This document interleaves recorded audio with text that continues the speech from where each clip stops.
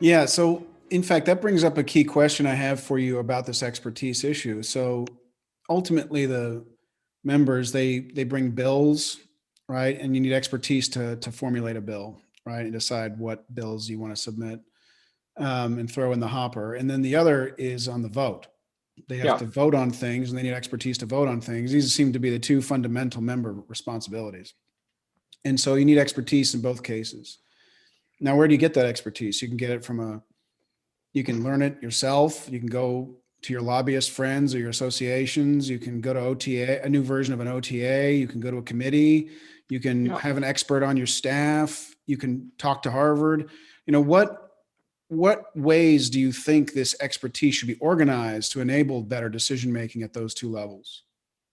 Yeah, so that's a great question, and it's a multifaceted one. As we talked about, OTA served a certain role in Congress, but OTA was also devised in the mid and late 60s, for a Congress that existed in that period, which was much more revolved around committees as a center of power.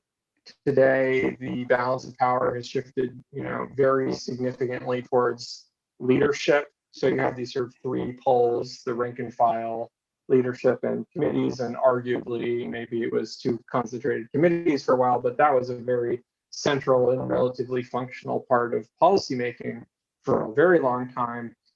Now, a lot of these hearings are kind of more about kind of kabuki theater, and all of the important decisions are made by leadership ahead of time. And, none of these really, there's not really any serious deliberation or back and forth at many of these, which lowers the stakes and incentivizes this kind of posturing and, the sort of Matt Gaetz idea: if you're not on Fox News, you're doing it wrong, and the dysfunction that you get from that set of incentives. And so, on the TA part, it's sort of this long form, longer term expertise. It's issues that maybe aren't immediately pressing and have to be answered right now, but things that you can see are going to be a major national policy issue. So this might be something now, like how do we maintain US leadership in semiconductors or next generation wireless technology or quantum computing? And that's not a solve it tomorrow problem, but it's something I think there was someone in the OTA literature described it as solving termites in the basement problems, not wolf at the door problems. And this is a sort of termites in the basement problem that you need really serious work to figure out all the details and get right. I think arguably the debate about big tech regulation is one of those. And interestingly, we've seen the House Antitrust Committee act in the sort of right way around this. It's held dozens of hearings over more than a year, working in a relatively bipartisan fashion, and produced this like nearly 500-page report, and then a smaller minority report around it with a lot of sort of bipartisan cooperation. That's the kind of thing we want to see more of in Congress, and that kind of sort of hard work. And so that's the place where something like an OTA or national academies is valuable. It feeds input into the, really big committee, substantial legacy committee projects. And the prerequisite for that, however, is having absorptive capacity in the committees to create a demand for that kind of analytic product, but also to absorb and use it. And so, absent the right kind of staffing levels and bandwidth, in committees, you don't really see that having the same place. So in that case, it's Um, committees where you feel like the expertise is best levered. so that's a big place for it too. But the more rapid response issues, the wolf at the door issues, is where you have CRS playing an extremely valuable role. There's a bill coming up later this week, and I don't know anything about this issue. I'm going to go look at the CRS website, or I'm going to call someone there who I work with as a staffer and get a great answer. And they provide, thousands of reports and memos and do a lot of important work there. And that is also super valuable, particularly as staffers in individual offices or in committees are overworked and juggling a bunch of different issues. And so that's also a very important kind of expertise function. Another is, of course, the expertise at an individual staff or committee level, and that's where things like their tenure working on the committee is important. I believe Kevin, when he was at R Street, did some really good analytic work on this, and they published some stuff talking about, for each committee, how long people stay there and what their,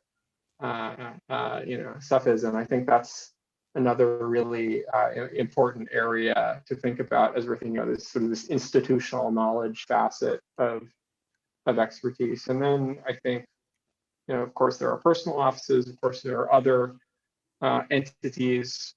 There's also expertise from the federal government in the executive branch. So there's a range of advisory entities and people working on science and technology, whether that's OSTP or NIST or NTIA. The challenge is, because there's this argument that why do we need to duplicate the stuff for Congress that already exists? There are millions of experts, or not millions, but there are many thousands of experts in the executive branch. The problem is that you need to sort of, the way our system of government works, you ought to maintain some independent analytic capability and not just take the word of the executive branch experts, since those are not always insulated from partisan forces. They're often not always considering the full range of stakeholder interests, whereas that's explicitly what Congress is designed to do.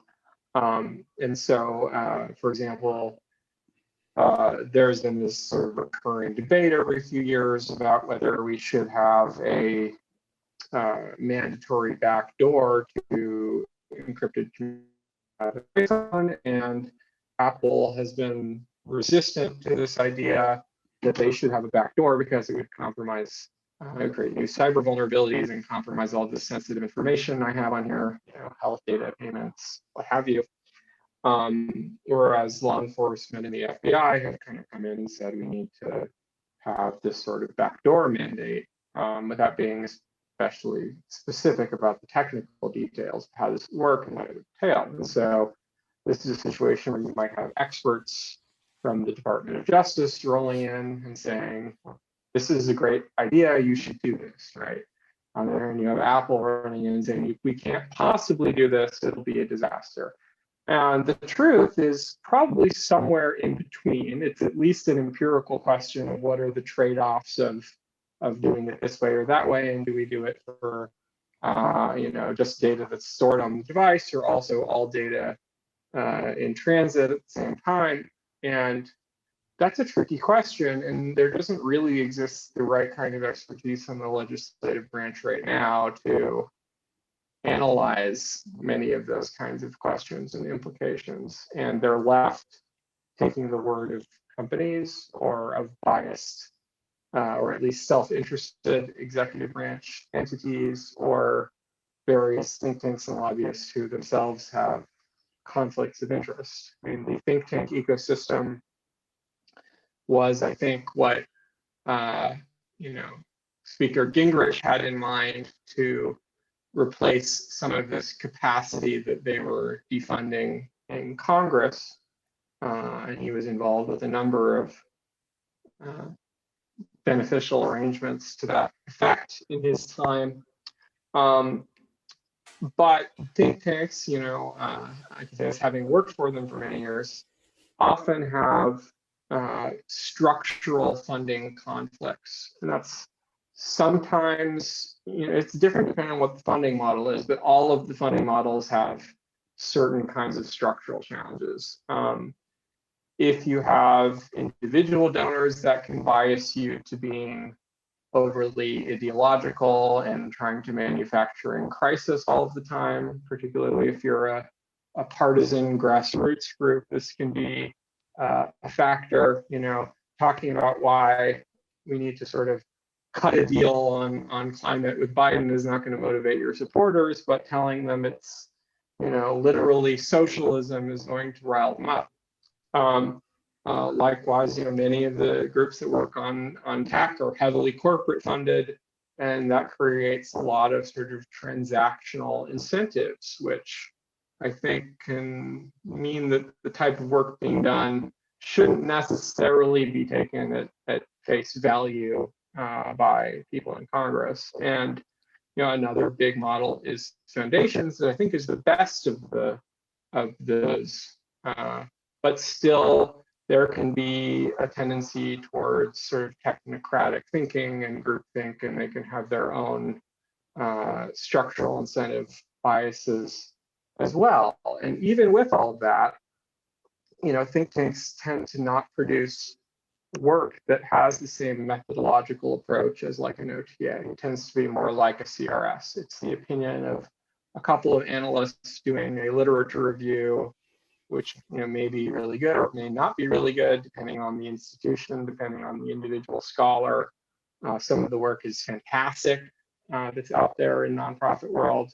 Some of it's mediocre. Some of it's outright misleading. It just depends. And if you're a 24-year-old congressional staffer, you may not know the difference, and that's the problem, right?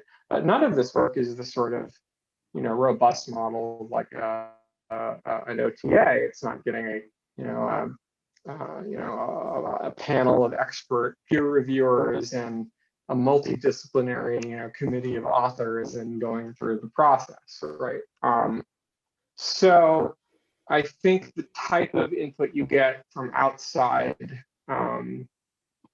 coming in typically is insufficient, and typically you need to create that internally. There's a great chart that it's got Peter Blair put together, comparing all of the different sort of entities that provide science advice to Congress, and the national academies. And I think this is a really good way to sort of think about it. It has these different criteria for considering kind of timeliness and responsiveness to Congress and objectivity and authoritativeness. And so anyway, it's not quite as simple as, just calling a scientist or calling an expert, right? As is sometimes dismissed, right? You actually, I think, just for institutional design reasons, for incentive reasons, are better off having people who, if you're in Congress, people who work for you, right, and are accountable to you, and you pay their paycheck. Yeah, makes sense. Great. Well, I think I'm going to move on to what we call our lightning round. We ask questions, the same questions of all our guests, and we'll eventually compare the answers with each other. So we'll move on to those questions. The first one of those is, what do you think congressional representation should mean? Yeah, I mean, sort of as I mentioned earlier, I think, members are there to deliver some value to their constituents and represent their interests. And, for that to work, members need to feel like they can, meaningfully and in good faith contribute to the policymaking process and have buy-in to that process. And so I think a prerequisite for being functional at representation is, empowering members to do their work and to have meaningful opportunities to affect change. So if we go back to this concept of representation, you have constituents, they have particular beliefs. Do you expect the representative to reflect those beliefs or to exercise his own judgment when it comes to policy? I mean, there's always some level of their own judgment involved in balancing different stakeholder groups who have different interests. But ideally, at the end of the day, they're held accountable to their constituency, and maybe they'll be voted out if they do a bad job representing the interests of their district or state. Got it. So next one is, how would your ideal Congress allocate its time? Yeah, I mean, I think we need, as I mentioned, more of this kind of deep, substantial work in committees tackling big issues. There's too much posturing. There's too much partisanship going on now. There's not as many hearings as there used to be, and there doesn't seem to be the same seriousness that they're undertaking the work. And that work isn't just legislating, it's also conducting oversight of federal agencies, it's engaging with constituents, and all of these things I think are super important. And there's just a thing of malaise and a little bit, just the sort of capacity and resources that are available, but also some of the culture in the institution. So more time in committees to, looking into issues compared to what other activities, the more communications related activities. Yeah, I mean, that stuff's valuable as well. They spend too much time fundraising, but that's sort of baked in at this point. I think they waste a lot of floor time too, and a lot of the time they do stuff that isn't as meaningful as other ways they could be spending their time. But yeah, I guess what I would say is I'd like to see more deeper, longer term work in committees. Great. So maybe this is the same answer, but how should debate, deliberation, or dialogue occur or be structured in Congress? Yeah, I mean, I think there needs to be higher stakes. Kind of as I said, these decisions, the power to make these decisions, and the culture around making these decisions needs to be decentralized away from leadership a bit, and more of it needs to be in rank and file, more of it needs to be in committees. Got it. And without those stakes, I don't think you have the kind of functional deliberation. And in terms of these discussions, you see them happening in committees versus on the floor, for instance? I mean, it's a bit of both, right? And it's about balance. I think you can, tip things too far towards any one of those three poles. But in the near term, I think addressing that power balance is the way to make deliberation more functional. Great. Next question is, what fundamental institutional improvement should Congress make within 50 years? I think a key thing for me, and it's not the only thing, but a key thing is addressing the very dysfunctional politics around funding Congress. And so this is making it so a challenge each year is that legislative branch appropriations is a zero-sum game, was a sort of phrase that the House Subcommittee Chair, Congressman Ryan, used a lot today. That we'd like to fund all these things, but unfortunately, giving you the resources to do your job, it's a zero-sum game. You have to take money. There's too many mouths to feed and too much work to do, and that's a product of this politics. It's driven a lot by the Republican side, and this sort of bias against spending money on government, which I think is in some cases a very healthy bias to have. There's certainly a lot of dysfunctional programs and waste and things the executive branch is doing that I wouldn't like to see them do. But we also need a balance of powers between the three branches of the federal government, and Congress has substantially atrophied this capacity in no small part because of its just doesn't have enough, the headcount. There aren't enough bodies doing the work, and we've cut them back substantially since the 90s, even as the administrative state has grown immensely. So we don't see these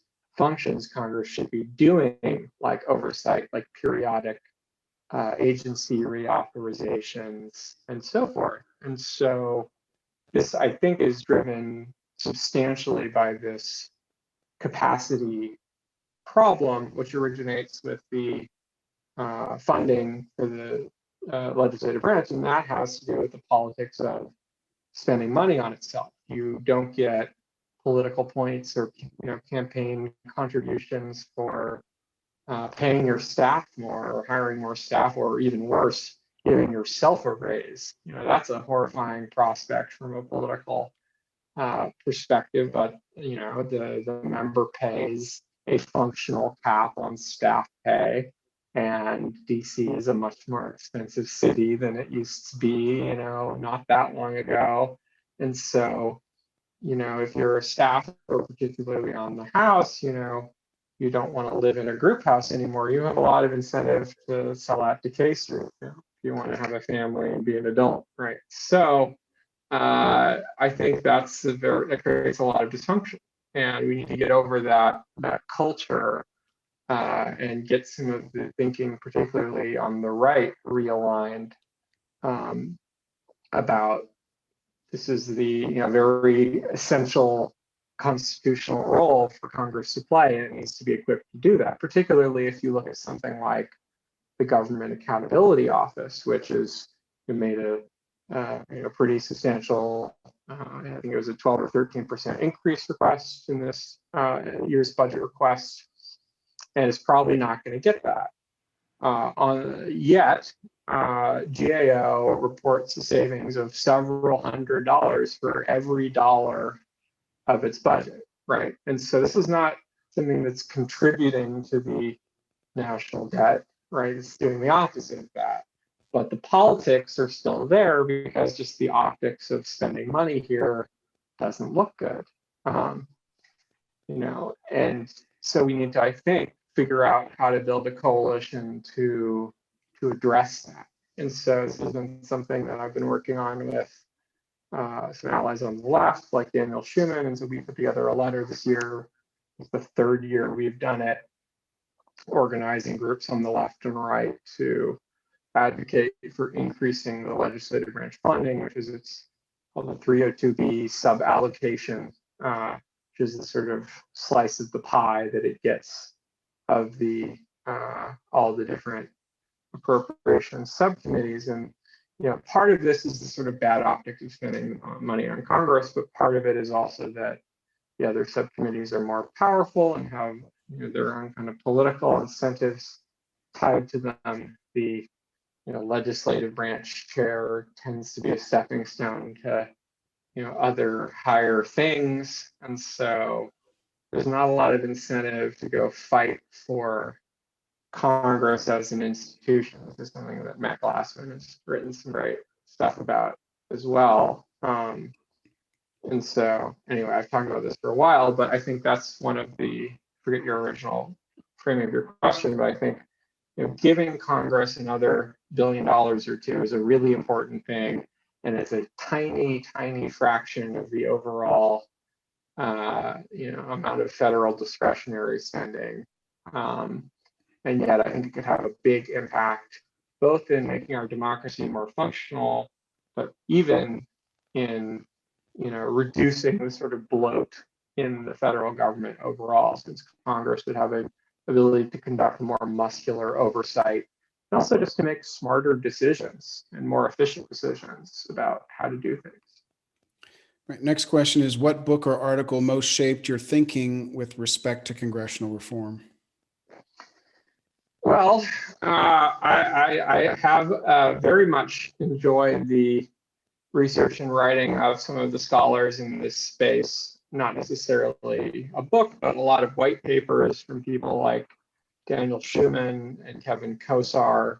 In the science and tech space, there are two very good books about the Office of Technology Assessment and Technology Assessment more broadly. Its current incarnation, as I mentioned, is in an office in GAO, which is doing really great work, called the STAA. And so the top one of those is a book called Congress's Own Think Tank by Peter Blair, which I think is a fantastic book. And then there was another one, which was by a number of different authors, but put together by some professors at Carnegie Mellon University.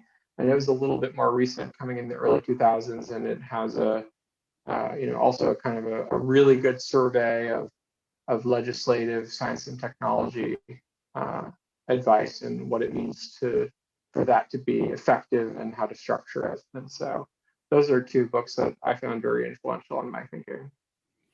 Right. Well, the last question is about your plans for the future. Where do you see your kind of research and scholarship going in the next couple of years and in the long term?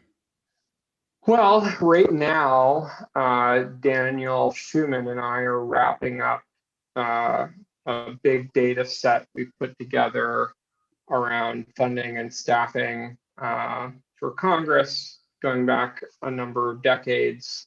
And we're turning this into a paper and then also making the data available for folks to use. And we hope to tell a more robust story about particularly the sort of political environment for funding Congress and how we might build a coalition to make it more functional. Great. Well, Zach, thanks so much for taking time. It's great to be here.